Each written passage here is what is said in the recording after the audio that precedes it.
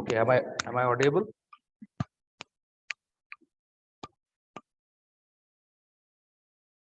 Hello.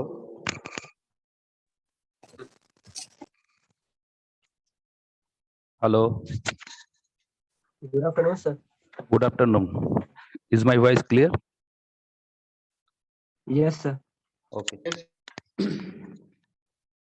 Okay. अच्छा, पहले तुम लोग ये बताओ कि तुम्हारा जो सेमेस्टर का एग्जाम है, एग्जाम का कोई रूटीन अभी कोई नोटिस पब्लिश हुआ है क्या यूनिवर्सिटी से?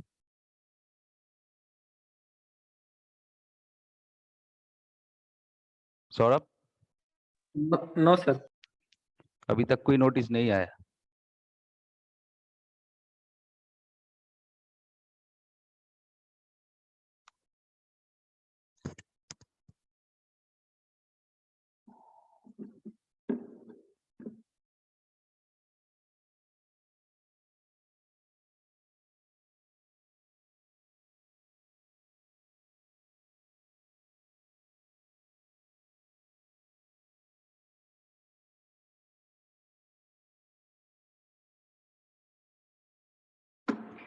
Okay. So I think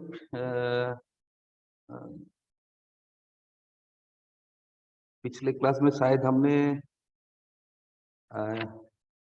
voltage regulation पढ़ाया था क्या, या फिर ईएमएफ इक्वेशन तक ही हुआ है? सर ईएमएफ इक्वेशन तक हुआ है। अच्छा, तो ठीक है। तो आज हम देखेंगे वोल्टेज रेगुलेशन क्या होता है अल्टरनेटर, ठीक है। तो उससे पहले हम देखेंगे कि आर्मेचर रिएक्शन क्या है, ठीक है।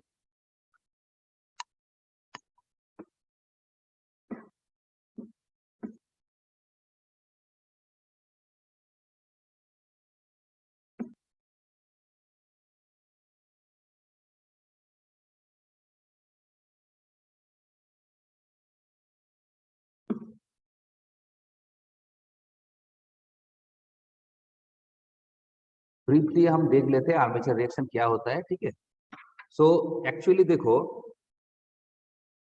क्या होता है कि when an alternator is running at no load, okay, so there will be no current flowing through the armature winding, right? अब क्या है कि एयर गैप में जो फ्लक्स प्रोड्यूस्ड होता है किसके वजह से होता है? रोटर का जो एम्पियर टर्न, ठीक है। हमने बताया था अल्टरनेटर का जो रोटर होता है, रोटर में क्या होता है, एक फील्ड वाइंडिंग रहता है।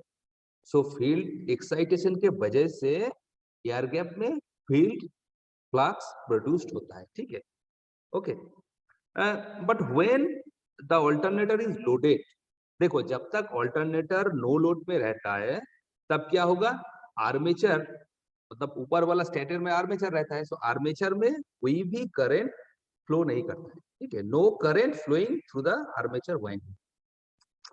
अब जब भी अल्टरनेटर लोडेड कंडीशन में होता है, when the alternator is loaded, then तब क्या होगा, तब क्या है कि three phase current will produce a rotating magnetic field.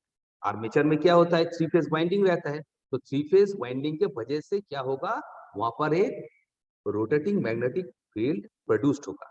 क्यों? क्योंकि जब भी हम लोड को कनेक्ट करते हैं तब भी आर्मेचर के थ्रू करंट फ्लो करेगा, करंट पास करेगा। जब करंट पास करेगा तो थ्री फेज करंट क्या करेगा, एक रोटेटिंग फील्ड प्रोड्यूस करेगा, ठीक है। सो ये जो रोटेटिंग फील्ड है ये एयर गैप क्रॉस करके फील्ड फ्लक्स के ऊपर एक इफेक्ट डालेगा, ठीक है। अभी इतना तक क्लियर है कि फील्ड क्या करता है, फील्ड फील्ड फ्लक्स प्रोड्यूस करता है। आर्मेचर क्या होता है, आर्मेचर जब नो लोड कंडीशन में होता है वहां पर कोई भी करंट फ्लो नहीं करता है, तो फ्लक्स वहां पर फ्लक्स प्रोड्यूस होने का चांसेस नहीं है। लेकिन जब भी आर्मेचर लोडेड कंडीशन में होता है, जब भी हम लोड को कनेक्ट करते हैं तो आर्मेचर वाइंडिंग के through three phase current flow होता है, तो उसके वजह से वहां पर रोटेटिंग फील्ड प्रोड्यूस होता है। अब देखो यहाँ पर दो दो फील्ड आ गए, एक फील्ड फ्लक्स और एक आर्मेचर फ्लक्स। तो ये जो आर्मेचर फ्लक्स है ये अब क्या करेगा, एयर गैप क्रॉस करके वो जो फील्ड फ्लक्स है, फील्ड फ्लक्स के ऊपर एक इफेक्ट डालेगा। तो इसको हम क्या कहते हैं, इसको हम आर्मेचर रिएक्शन कहते हैं, ठीक है। सो आर्मेचर रिएक्शन क्या है, the effect of armature flux on the flux produced by field ampere turn, field ampere turn, that is rotor ampere turns. Ampere turns क्या होता है, एमएमएफ, ये रोटर एमएमएफ के वजह से जो फ्लक्स प्रोड्यूस होता है, मतलब फील्ड एक्साइटेशन के वजह से जो फ्लक्स प्रोड्यूस होता है, उस फ्लक्स के ऊपर ये जो अब आर्मेचर वाला जो फ्लक्स है, इसका जो इफेक्ट होगा, इसको हम क्या कहते हैं, इसको हम आर्मेचर रिएक्शन कहते हैं, कॉल्ड आर्मेचर रिएक्शन। ओके, इसको हम आर्मेचर रिएक्शन कहते हैं। तो आर्मेचर रिएक्शन जो होता है बेसिकली लोड के ऊपर डिपेंड करता है। लोड आएगा तभी तो आर्मेचर फ्लक्स प्रोड्यूस्ड होगा, ठीक है। जितना लोड ज्यादा होगा उतना करंट भी ज्यादा होगा, फ्लक्स भी ज्यादा होगा। सो आर्मेचर रिएक्शन एक तो लोड के ऊपर डिपेंड करता है, और किसके ऊपर डिपेंड करता है, और पावर फैक्टर के ऊपर डिपेंड करता है, ठीक है। सो ये बात याद रखना है, एक लोड के ऊपर डिपेंड करता है, ठीक है, लोड एंड पावर फैक्टर, ठीक है, पावर फैक्टर इन दोनों के ऊपर डिपेंड करता है, ठीक है। ये क्यों डिपेंड करता है, इसका क्या इफेक्ट आता है, ये हम बाद में जब आर्मेचर रिएक्शन को डिटेल में डिस्कस करेंगे तब पूरा क्लियर हो जाएगा। अभी जान लो कि आर्मेचर रिएक्शन लोड और एंड पावर फैक्टर के ऊपर डिपेंड करता है, और यहाँ पर 3 तरह की इफेक्ट आता है, ठीक है। जब देखो पावर फैक्टर जब पावर फैक्टर यूनिटी होता है, when load power factor is unity, when load power factor is zero lagging मतलब जीरो लैगिंग मतलब क्या है, purely inductive, zero lagging. And number 3 जो है, when load power factor is zero leading, मतलब zero leading मतलब प्योरली कैपेसिटी, ठीक है। ये जीरो लैगिंग मतलब प्योरली इंडक्टिव, एंड यूनिटी मतलब तो जानते ही हो कि एक रेजिस्टिव इफेक्ट होता है। सो पावर फैक्टर जब यूनिटी पावर फैक्टर होता है तो ये फ्लक्स को वीक नहीं करता है, फ्लक्स को स्ट्रॉन्ग भी नहीं करता है, ये सिर्फ फ्लक्स को डिस्टोर करता है, ठीक है। ये क्यों कैसे होता है, किस तरह से होता है, हम आगे जाके हम देखेंगे आर्मेचर रिएक्शन में, ठीक है। अभी जान लो ये फ्लक्स को क्या करता है, सिर्फ डिस्टोर करता है, distort the main flux, main flux मतलब फील्ड फ्लक्स जो है उसको ही हम मेन फ्लक्स कहते हैं, ठीक है। अब देखो जब जीरो लैगिंग होगा तब क्या होगा, जब जीरो पावर फैक्टर लैगिंग होगा मतलब प्योरली इंडक्टिव होगा, तब क्या होता है, तब ये क्या करता है, फ्लक्स को वीक कर देता है, ठीक है। क्या करता है, वीकेंस द मेन फ्लक्स, ठीक है, वीकेन द मेन फ्लक्स। और इसको हम क्या कहते हैं, इसको हम होली, ये जो इफेक्ट होता है, इस इफेक्ट को क्या कहते हैं, डीमैग्नेटाइजिंग इफेक्ट, होली डीमैग्नेटाइजिंग, ठीक है, Holi HOLY Holi demagnetising effect, ठीक है। एंड हमारा जो प्योरली कैपेसिटिव है मतलब जीरो लीडिंग होता है, यहाँ पर क्या करता है, होली मैग्नेटाइजिंग, ठीक है, होली मैग्नेटाइजिंग, ये फ्लक्स को स्ट्रेन करता है, ठीक है, मतलब के जीरो लैगिंग में फ्लक्स को, मेन फ्लक्स को वीक करता है, वीक करता है मतलब इसको मेन फ्लक्स को ये अपोज करता है, ठीक है, अपोज करता है। और यहाँ पर मेन फ्लक्स को जीरो लीडिंग जब होगा, मेन फ्लक्स को ये सपोर्ट करेगा, ठीक है, मतलब क्या करेगा, थोड़ा स्ट्रॉन्ग बनाएगा, ठीक है। So strengthen the main flux, okay. और इस इफेक्ट को हम क्या कहते हैं, इस इफेक्ट को हम कहते हैं होली होली मैग्नेटाइजिंग इफेक्ट, ठीक है, मैग्नेटाइजिंग मैग्नेटाइजिंग इफेक्ट। सो यहाँ पर साफ साफ क्लियर है, यहाँ से कॉम्पिटिटिव एग्जाम में क्वेश्चन भी आता है, ठीक है, कि जब जीरो पावर फैक्टर लैगिंग होता है तो उसका जो इफेक्ट होता है क्या होता है, मैग्नेटाइजिंग, डिमैग्नेटाइजिंग, डिस्टोर्ट, क्या होता है, ठीक है। सो इसका जो आंसर आएगा होली डिमैग्नेटाइजिंग, मतलब वीकेंस द मेन फ्लक्स, ठीक है। एंड यहाँ पर क्या होता है, जीरो लीडिंग में होली मैग्नेटाइजिंग इफेक्ट आता है, ठीक है। सो पावर फैक्टर, लोड का जो पावर फैक्टर होता है, लोड का पावर फैक्टर के ऊपर आर्मेचर रिएक्शन डिपेंड करता है। किस तरह से डिपेंड करता है, पावर फैक्टर जब यूनिटी होता है तो आर्मेचर फ्लक्स मेन फ्लक्स को क्या करेगा, डिस्टोर्ट करेगा, ठीक है, वीक भी नहीं करेगा, स्ट्रॉन्ग भी नहीं करेगा, सिर्फ डिस्टोर्ट करेगा। और जब क्या होता है, जीरो लैगिंग होता है, इस सिचुएशन में आर्मेचर फ्लक्स मेन फ्लक्स को क्या करेगा, वीक कर देगा, अपोज करेगा, डिमैग्नेटाइजिंग इफेक्ट आएगा। And when load power factor is zero leading, मतलब कि प्योरली कैपेसिटिव, तब क्या होता है, तब ये मेन फ्लक्स को स्ट्रॉन्ग करता है, इसको असिस्ट करता है, ठीक है। सो इस इफेक्ट को हम क्या कहते हैं, इस इफेक्ट को हम होली मैग्नेटाइजिंग इफेक्ट कहते हैं, ठीक है। सो बेसिकली आर्मेचर रिएक्शन यही होता है, ठीक है। लेकिन ये जो यूनिटी में क्यों डिस्टोर्ट होता है, जीरो लैगिंग में क्यों मेन फ्लक्स को कैसे वीक करता है, और जीरो लीडिंग में मेन फ्लक्स को कैसे स्ट्रॉन्ग करता है, ठीक है, ये आर्मेचर रिएक्शन हम आगे जाके डिटेल में जब डिस्कस करेंगे तब और भी ये कॉन्सेप्ट पूरा क्लियर हो जाए, ठीक है। अभी तक जान लो कि इन तीनों इफेक्ट की वजह से ऐसा होता है, ठीक है। अब हमारा जो ऑल्टरनेट जब लोड में होता है, देखो देखो जब लोड में होगा, जब ऑल्टरनेटर लोड में होगा तो क्या होगा, वहां पर तो एक ईएमएफ इंड्यूस होगा, आर्मेचर में तो एक ईएमएफ इंड्यूस होता है, जिसके वजह से टर्मिनल वोल्टेज हमें मिलता है। जब भी हम लोड को कनेक्ट करते हैं, सो वहां पर क्या है, आर्मेचर टर्मिनल के अक्रॉस हमें वोल्टेज मिलता है।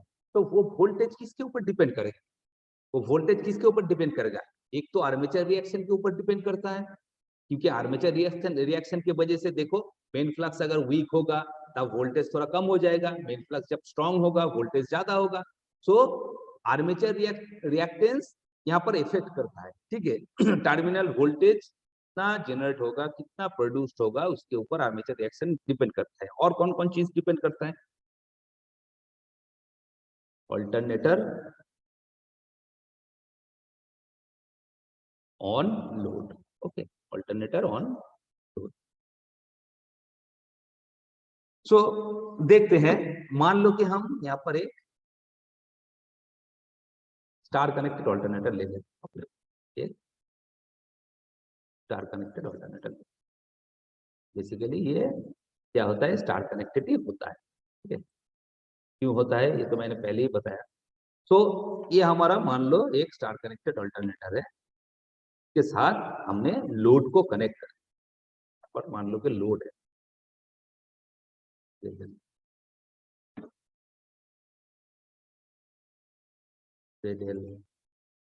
एंड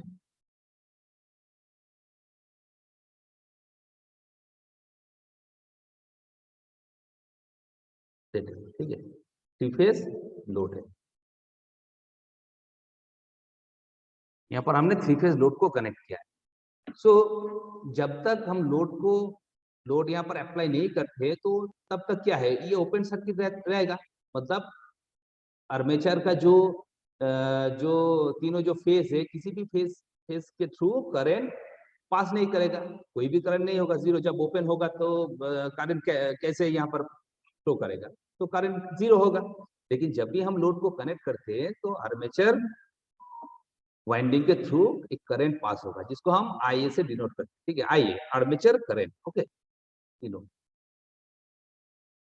तो जब यहाँ पर एक करंट, अब देखो जब लोड को कनेक्ट किया है सो एक करंट यहाँ से फ्लो होना स्टार्ट कर दिया है, आर्मेचर करंट। सो आर्मेचर करंट जब फ्लो होगा सो यहाँ पर वोल्टेज ड्रॉप होगा, है कि नहीं? वोल्टेज ड्रॉप होगा। कहां पर वोल्टेज ड्रॉप होगा? हम जानते हैं यहाँ पर जो आर्मेचर का जो वाइंडिंग होता है, वाइंडिंग में तो रेजिस्टेंस होता है, तो यहाँ पर तीनों इफेक्ट आएगा। पहला क्या है?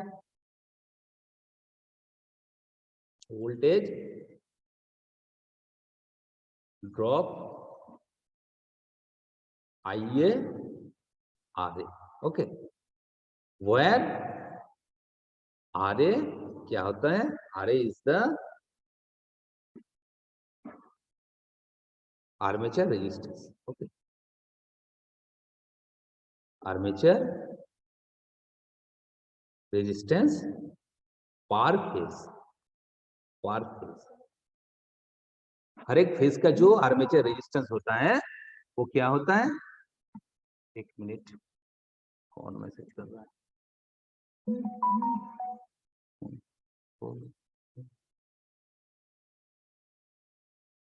क्यों?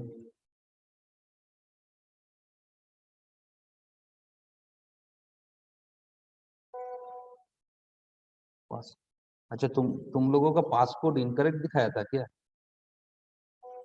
जब ज्वाइन कर रहे थे? No no sir. सर। तो ये बच्चा ज्वाइन क्यों नहीं कर पा रहा है? तो पासपोर्ट क्या था? रुको तो,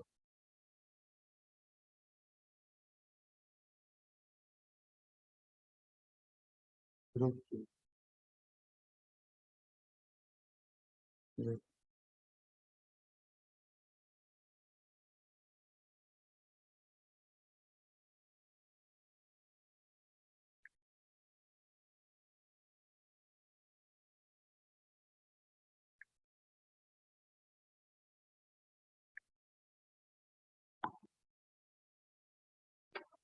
ओके, सो यहाँ पर वोल्टेज ड्रॉप क्या है? IA RA, ठीक है, क्योंकि हम जानते हैं कि आर्मेचर और stator winding has some resistance, there will be an IA RA drop when current IA flow through the winding, okay. So यहाँ पर वाइंडिंग के अंदर रेजिस्टेंस होता है, जब भी यहाँ से करंट पास करेगा तो एक IA RA ड्रॉप तो होगा ही होगा, ये तो हम जानते हैं, ये ड्रॉप होता है। लेकिन देखो एक्चुअली आर्मेचर का जो वाइंडिंग होता है, वाइंडिंग रेजिस्टेंस बहुत कम होता है, बहुत कम। सो यहाँ पर जो IA RA जो ड्रॉप होगा वो एकदम सा मिनिमम, ठीक है, इसलिए इसको हम नेग्लिजिबल मानते हैं for practical purpose, okay, for practical purpose इसको हम नेग्लिजिबल मानते हैं।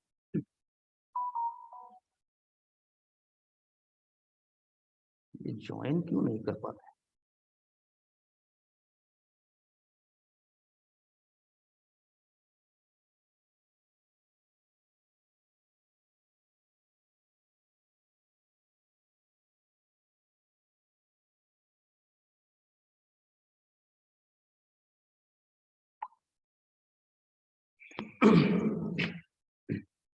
ठीक है, सो इसको हम क्या करते हैं? इसको हम नेग्लिजिबल मानते हैं, ठीक है। So because the armature resistance per phase is generally small, ठीक है। सो यहाँ पर लिख दो, ठीक है, armature, the armature resistance per phase is generally small, okay, small,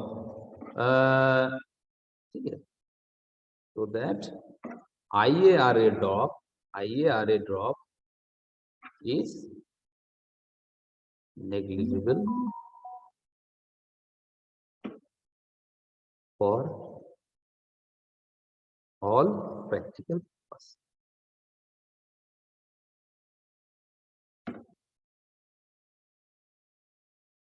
for all practical purpose. ठीक है, ये तो हो गया हमारा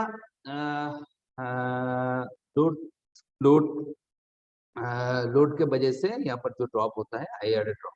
यहाँ पर देखो और एक ड्रॉप होता है जो क्या है, voltage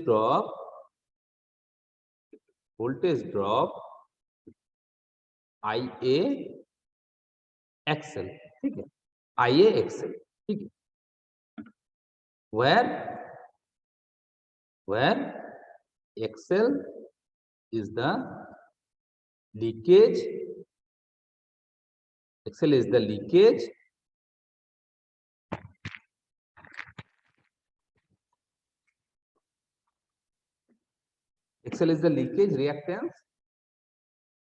reactance per phase। Okay, XL क्या है, लीकेज रिएक्टेंस पर फेज।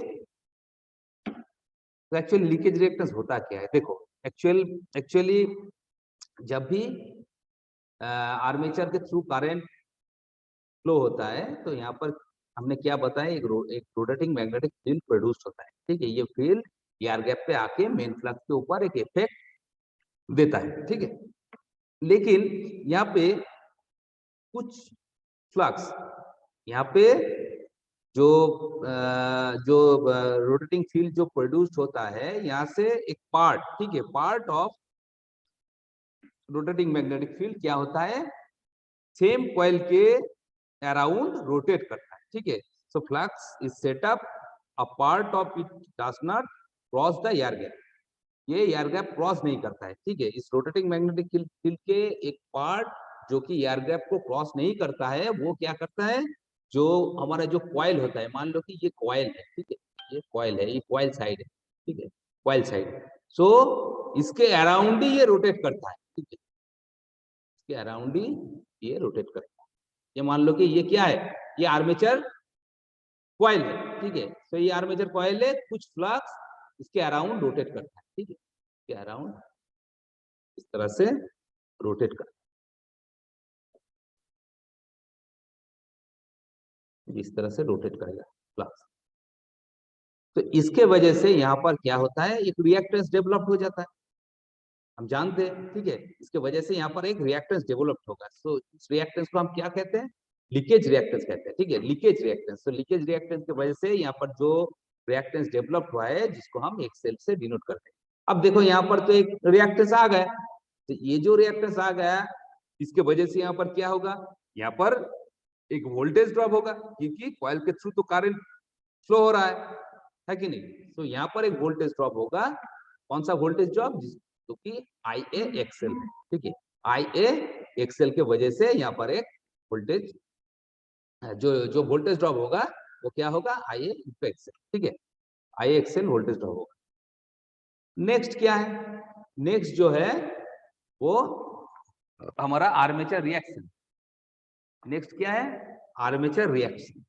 जैसे कि मैंने पहले ही बताया कि आर्मेचर रिएक्शन के वजह से यहाँ पर एक इफेक्ट आता है। ठीक है, जैसे कि आर्मेचर हमारा जो लोड होता है, लोड का जो एक पावर फैक्टर होता है, सो पावर फैक्टर के नेचर के ऊपर डिपेंड करता है कि आर्मेचर फ्लक्स जो है वो मेन फ्लक्स के ऊपर कैसा इफेक्ट डालेगा, उसको वीक करेगा या फिर उसको स्ट्रांग बनाएगा, ये पावर फैक्टर के ऊपर डिपेंड करता है। ठीक है, सो मान लो कि यहाँ पर हमने जो लोड को यहाँ पर कनेक्ट किया है, ठीक है, यहाँ पर जो लोड को कनेक्ट किया है, ये इस लोड का जो नेचर है मान लो कि इंडक्टिव, मान लो कि ये इंडक्टिव लोड है। ठीक है, ये इंडक्टिव लोड है, star connected alternator supplying inductive load मान लो। सो अगर इंडक्टिव लोड होगा तो मेन फ्लक्स के ऊपर इसका इफेक्ट क्या होगा, बताओ तो।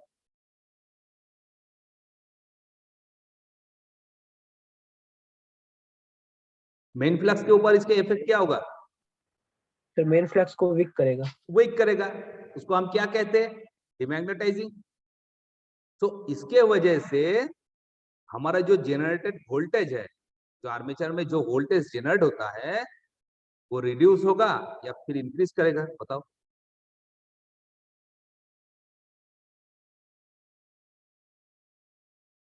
यहाँ पर मान ये लो कि थोड़ा सा होगा। हाँ अच्छा एक बात बता देते हैं, यहाँ पर मान लो कि हमारा जो फील्ड एक्साइटेशन है, फील्ड एक्साइटेशन एंड स्पीड, इसको हम कांस्टेंट मानते हैं, ठीक है। यहाँ पर एक कंडीशन है, मान लो कि फील्ड एक्साइटेशन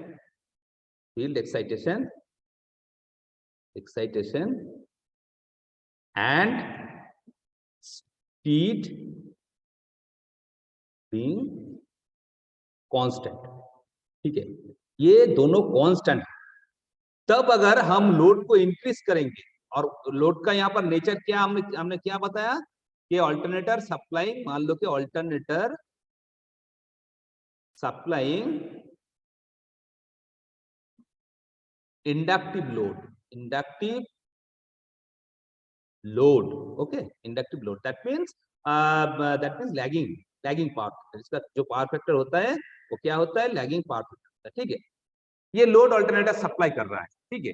सो इसके ऊपर मेन फ्लक्स के ऊपर अब जब आर्मेचर फ्लक्स का जो इफेक्ट आएगा वो मेन फ्लक्स क्या करेगा, वीक करेगा। सो अगर मेन फ्लक्स को वीक करेगा तो यहाँ पर जनरेटेड वोल्टेज जो होगा वो कम होगा या ज्यादा होगा, कम होगा। क्या कम हो जाएगा। कम हो जाएगा, ठीक है। So the effect of armature reaction is to reduce the generated voltage, okay. So armature reaction result in a voltage effect in a circuit caused by the change in flux produced by the current the same circuit, okay. So ये क्या है, ये basically क्या है, देखो ये एक inductive nature है ना, है कि नहीं, its effect is of the nature of an inductive reactance. इसके वजह से फ्लक्स चेंज होने के वजह से यहाँ पर वोल्टेज ड्रॉप कर रहा है, वोल्टेज रिड्यूस हो रहा है, जनरेटेड जो वोल्टेज है वो रिड्यूस हो रहा है। तो ये जो इफेक्ट है यही तो हमारा इंडक्टिव रिएक्टेंस का इफेक्ट है कि नहीं। इंडक्टिव रिएक्टेंस में देखो पिछले दो नंबर पॉइंट को देखो, क्या है यहाँ पर जो रिएक्टेंस है, रिएक्टेंस के वजह से जो वोल्टेज ड्रॉप यहाँ पर हुआ है, देखो यहाँ पर उसी तरह की एक इफेक्ट आ रहा है ना, यहाँ पर जब फ्लक्स चेंज हो रहा है, फ्लक्स चेंज होने की वजह से मेन फ्लक्स यहाँ पर वीक हो रहा है, उसके वजह से हमारा जो जनरेटेड वोल्टेज है, जनरेटेड वोल्टेज भी यहाँ पर रिड्यूस हो रहा है। सो यहाँ पर एक जो इफेक्ट आ रहा है, सो ये effect is of the nature of an inductive reactance. So इसको हम फिक्टिशियस रिएक्टेंस कहते हैं, ठीक है, फिक्टिशियस रिएक्टेंस, ठीक है। मतलब प्रैक्टिकली यहाँ पर रिएक्टेंस नहीं है, तो लेकिन क्या हो रहा है, यहाँ पर जो इफेक्ट हो रहा है वो उसका जो नेचर है वो इंडक्टिव रिएक्टेंस का नेचर है, इसलिए हम यहाँ पर मान लेते हैं, ठीक है। ये यहाँ पर हम मान लेते फिक्टिशियस रिएक्टेंस, फिक्टिशियस मतलब के एक काल्पनिक, ठीक है, काल्पनिक रिएक्टेंस यहाँ पर डेवलप हो रहा है, ठीक है। इसको हम क्या कहते हैं, फिक्टिशियस रिएक्टेंस, जिसको हम क्या कहते हैं, एक्स ए आर, ठीक है। एक्स ए आर मतलब रिएक्टेंस ऑफ आर्मेचर रिएक्शन, ठीक है। इसको हम क्या कहते हैं, रिएक्टेंस ऑफ आर्मेचर रिएक्शन, ठीक है, reaction. So reactance of armature reaction ये क्या है, x A R, fictitious reactance, ठीक है। इसके वजह से भी वहां पर वोल्टेज ड्रॉप हो रहा है, ठीक है। सो यही तीनों कारण है जिस कारण की वजह से हमारा यहाँ पर वोल्टेज ड्रॉप होगा, ठीक है। जो जनरेटेड वोल्टेज है वो ड्रॉप होता है लैगिंग पावर फैक्टर, ये बात याद रखना, लैगिंग पावर फैक्टर रीडिंग के लिए क्या होता है ये हम आगे जाके तो देखेंगे, ठीक है। सो अब देखो इसका अगर आप एक इक्विवेलेंट सर्किट को ड्रॉ करेंगे, इक्विवेलेंट सर्किट, तो हम देखते हैं कैसा होता है इक्विवेलेंट सर्किट। सो मान लो के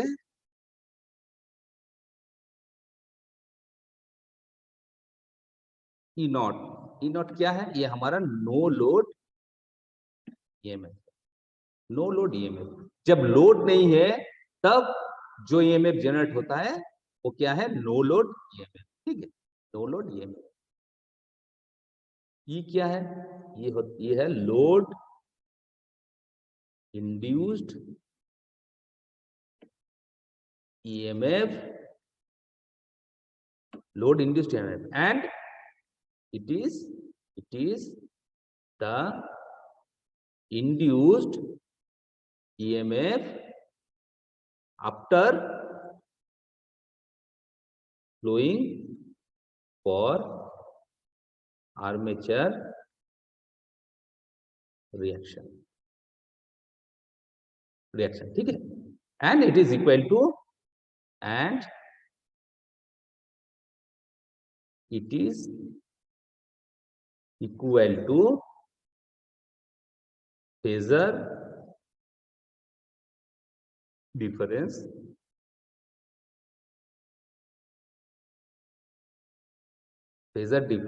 of E naught and IA X A R। IA क्या है? आर्मेचर रिएक्शन के वजह से जो रिएक्टेंस यहाँ पर डेवलप हो रहा है, रिएक्टेंस, उसके वजह से यहाँ पर जो वोल्टेज ड्रॉप होगा वो क्या है? IA RA। ये IA RA and E not क्या है? No load EMF. इन दोनों का जो फेजर डिफरेंस होगा वही लोड इंड्यूस्ड ईएमएफ है। मतलब कि क्या है? देखो, जब नो लोड है तब हमारा ईएमएफ क्या है? ई नॉट। अब हमने लोड को कनेक्ट कर दिया है, जब भी लोड को कनेक्ट किया आर्मेचर के थ्रू करंट फ्लो होना स्टार्ट करेगा। जब भी करंट फ्लो होगा तो वहां पर फ्लक्स जनरेट होगा। तो जब फ्लक्स जनरेट होगा वो फ्लक्स क्या करेगा? उस फ्लक्स फील्ड फ्लक्स के ऊपर इफेक्ट डालेगा, मतलब कि आर्मेचर रिएक्शन। तो उसके वजह से वहां पर कुछ वोल्टेज क्या होगा? मान लो कि कुछ वोल्टेज वहां पर रिड्यूस हो रहा है, ठीक है, रिड्यूस हो रहा है। सो आर्मेचर रिएक्शन के वजह से IA इतना वोल्टेज ड्रॉप हुआ है। सो E0 से इतना वोल्टेज ड्रॉप होने के बाद जो वोल्टेज बचेगा वही हमारा E है। इसीलिए यहाँ पर लिखा है कि it is equal to phasor difference of E naught and IA तो ये जो डिफरेंस है ये अरिथमेटिक डिफरेंस नहीं है, याद रखना, ये फेजर डिफरेंस, ठीक है। No load EMF and voltage drop due to the armature reaction। Okay, so अब इसका जो सर्किट डायग्राम हम बनाएंगे, देखो इक्विवेलेंट सर्किट डायग्राम। सो मान लो कि ये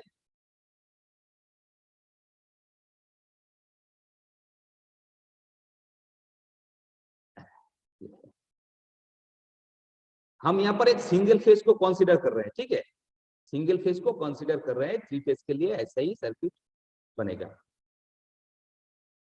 ये क्या है? ये हमारा लोड है, ZL load, okay, ZL load. यहाँ पर जो है AC,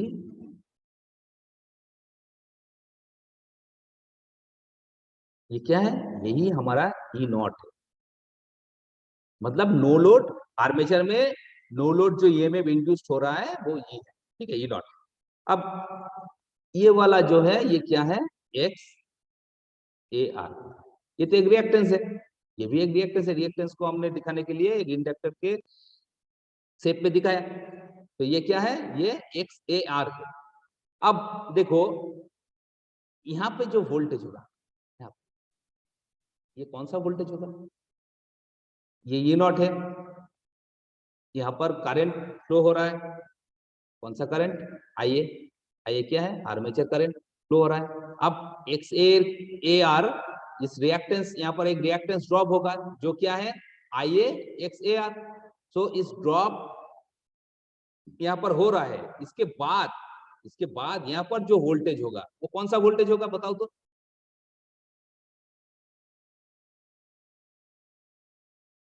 E नॉट से ये जो ड्रॉप हो रहा है आर्मेचर रिएक्शन के वजह से, इसको अगर हम माइनस कर देंगे तो कौन सा वोल्टेज यहाँ पर मिलेगा इस पॉइंट पे?